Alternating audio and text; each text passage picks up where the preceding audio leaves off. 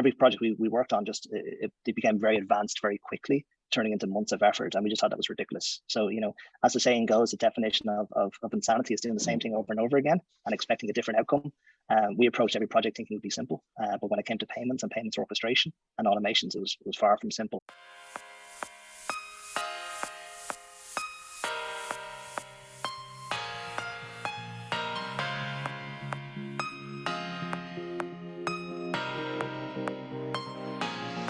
So hi Kirk, hi Fred. Thank you very much for taking the time today. How's it going, Kirk? It's going well. You, Claude? All good here. And Fred, all good in the Alps? Yes, I'm actually in Devon, but since it's rainy, I figured I'd put the Swiss Alps in the background to cheer me up. Yeah. Good one. So obviously, Kirk, congrats on the financing round, I guess to all of us. And we wanted to sort of take this opportunity to, introduce you and WhenThen to, our audience, and obviously talk a bit fintech while we're at it, because it has certainly been quite a hot sector over the past couple of months and years. So let's maybe start with you, Kirk, and tell us what your company WhenThen does. Sure. Yeah. Thanks, Claude. So effectively, WhenThen helps e-commerce brands build payment flows and build advanced payment automations in minutes and not months. And that's what we say. So if you're building any form of complex payment flow, whether that be recharging or rebilling or usage-based payments, milestone-based payments, payouts, anyone who's built them knows that it's not a quick build. It takes an awful lot of time. There's a lot of logic that needs to get applied, and there's a lot of automations that need to get applied as well into the process, so everything runs smoothly in the back office. And we help a brand, e-com and marketplace brands do that in minutes. What was the genesis of the idea? Like, why did you start WhenThen? So the founding team was spent about a decade or so building payment solutions. So within MasterCard Labs, we built an awful lot of payment solutions and commerce platforms. And then actually as consultants, as payment consultants in the space, we work with a lot of large merchants and e-com brands as well over the last decade.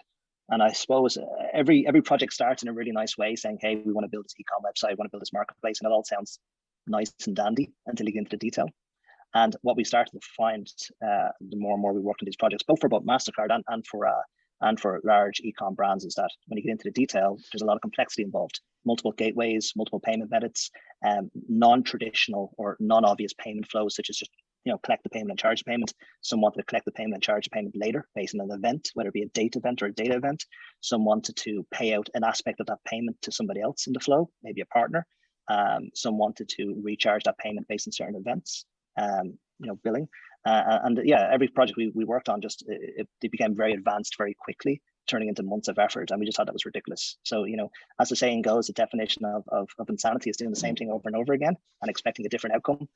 We approached every project thinking it would be simple, but when it came to payments and payments orchestration and automations, it was far from simple. So we thought there has to be an easier way of doing it, and through a no-code interface primarily, but through a smart ledger as well, we're able to leverage the data in around payments and allow for people to leverage that data through a no-code interface and be able to control how and when and why and where they make a payment or collect a payment or process a payment.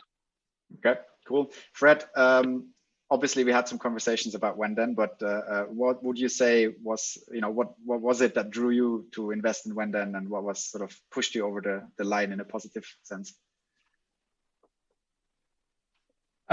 So I've indirectly through that pain, including, for example, at Deliveroo, where we were struggling with the payment side and ended up actually acquiring the specialist consultancy company that was helping us on the payment side, and acquiring a decent sized team actually just to deal with the pain of implementing payments internally.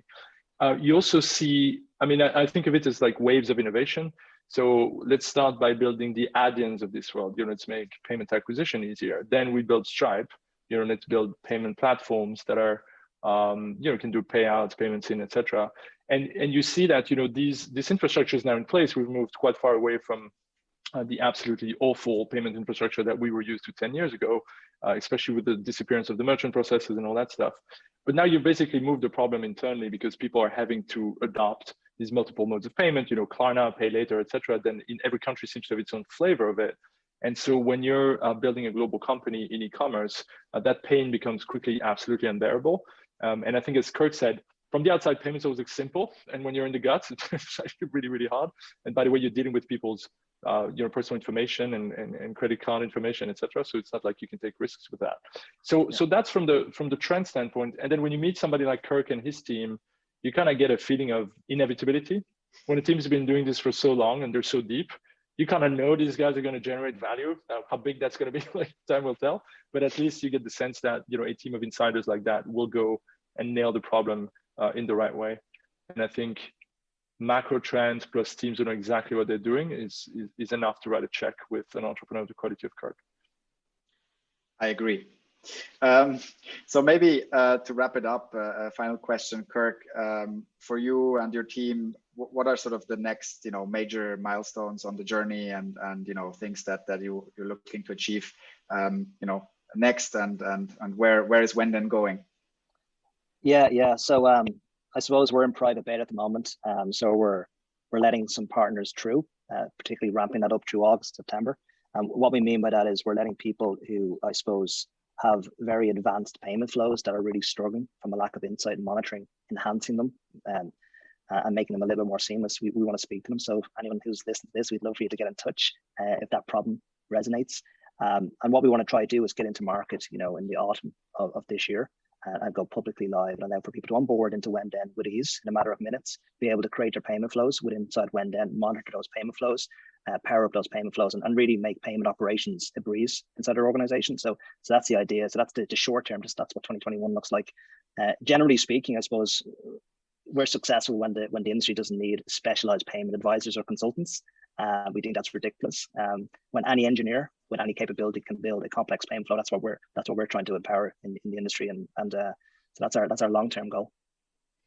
Cool. So listen, obviously having experienced the pain with Delivery Hero and other companies as well, and exactly know what Fred described, I'm obviously very much hoping that the future generation of entrepreneurs does not have to go through this, but can then rely on WhenThen instead. So I think, yeah, with this, I'd like to wrap it up. Thank you very much for sort of, you know, going on a journey with Fred and us.